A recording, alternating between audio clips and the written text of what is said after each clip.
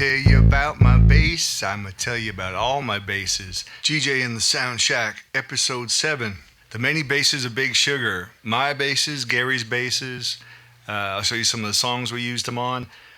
Talking all about the basses.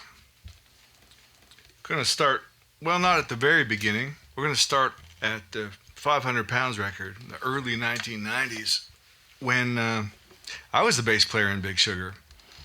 All Over 500 Pounds album, that's yours truly playing the bass on all the songs. I know it sounds live off the floor, but I had played so much music with Al Cross, our drummer, up to that point that we just kind of had an intuitive way of anticipating what I was going to play as a guitar player later. So it actually worked out pretty good. But most of that record was played, if not all of it, was played on this from about 1966. It's Hofner violin style bass. They called it the Beatle bass, I guess after the fact. I got this at Songbird Music on Queen Street in Toronto in the late 1980s. You can still see the sticker on the back from the various music stores that it had been to in its life. It actually came with the original document dated 1967 from the first time the instrument was sold in a music shop in New York. So I still have that. I still have the pick guard. And when I got it, it looked brand new. Of course, all these nice, the buckle rash and the thumbprint. That's all courtesy of Garry Lowes, because we took this little bass on tour with us a lot in the early days, and Garry played it a lot. You hear it all over the 500 Pounds record. It's great for the reggae-inflected stuff that we were playing at the time. That was when we first started to delve into that stuff. And this is a great bass for that, because it doesn't really have much of any sustain to speak of. And I don't reckon sustain is particularly what you want in a bass like this. And quite often we'll put a little piece of vulcanized rubber underneath the strings and what have you to cut down the sustain. But this little bass was great for things like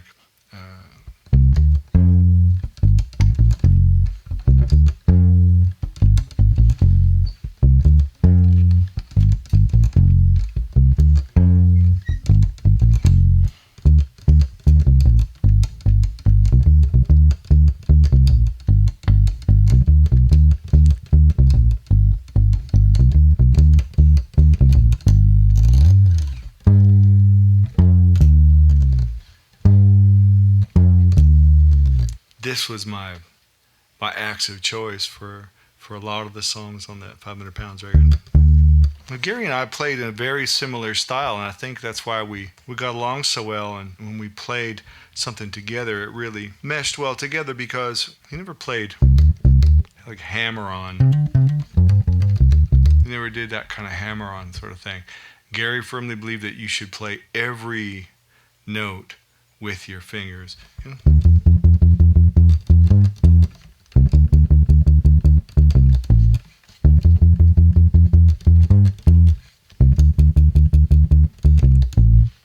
That's how Garry would play that.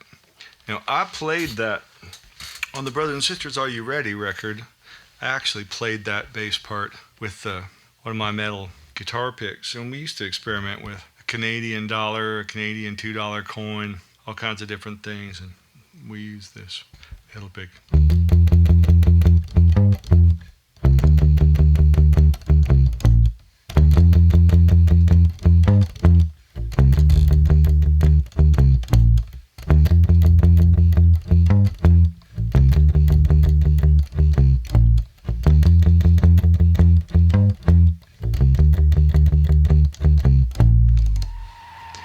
So there's your 1966 Hofner Beatle bass.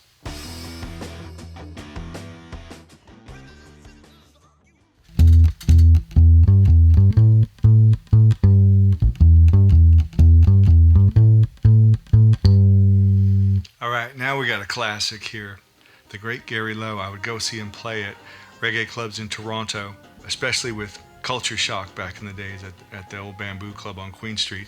And he was always with this 1977 Musicman Stingray Bass. And it's the first, I think it's the first production year for those. I could be wrong, but 76 or 77 seems to me is when they came out with these. Garry made an incredible sound with this bass, and it was a huge influence on me watching Garry play it. And we ended up using one of the great culture shock bass lines in a song called Tommy Johnson when Garry would go.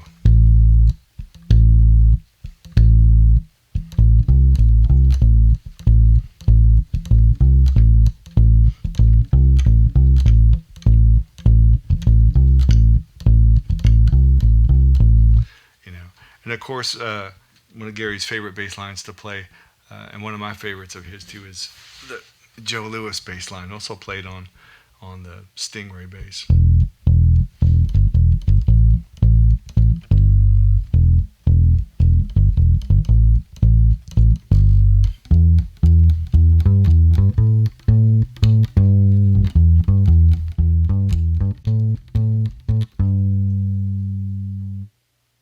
This is a early 1990s American-made Fender jazz bass. Garry just walked into a Long & McQuaid in Toronto and picked it up one time just so that he would have a spare bass. We had been taking the Beetle bass out on the road and it was getting a bit fragile. The Musicman, of course, was a great bass to have out on the road.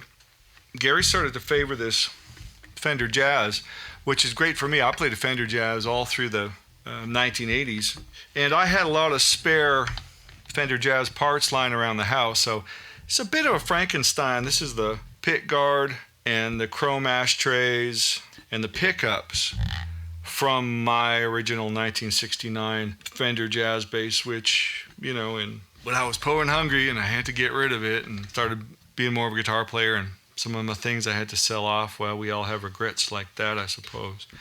But I kept some of the parts and we put them on Garry's jazz bass. This is a pretty unique jazz bass too. The neck, although the length of it is a jazz bass scale length, the feel of the neck is more like a P bass, and I think that's why Garry really loved this one. It was lying around the studio a lot during the Hemivision recording, and it was used on a lot of that record and subsequent records and tours. And we had been messing around with bass lines for a song that we had recorded.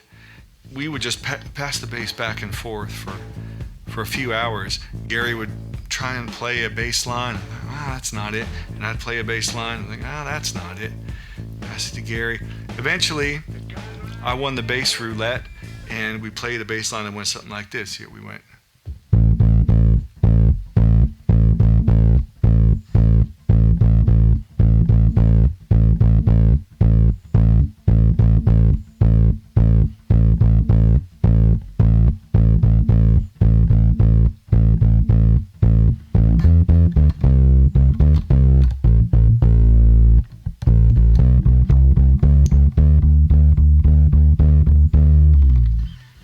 And that's how Digging a Hole bass line came about. We had such a great kick drum sound.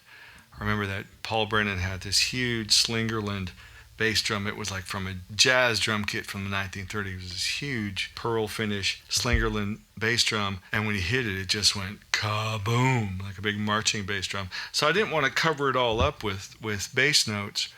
That's why the bass part in Digging a Hole, if you want to play it right, you got to leave all the downbeats off of it, right? Boom, boom, boom,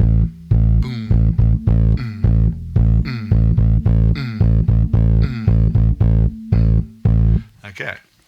And that's the Digging a Hole bass, the Fender Jazz bass, in the Soundshack.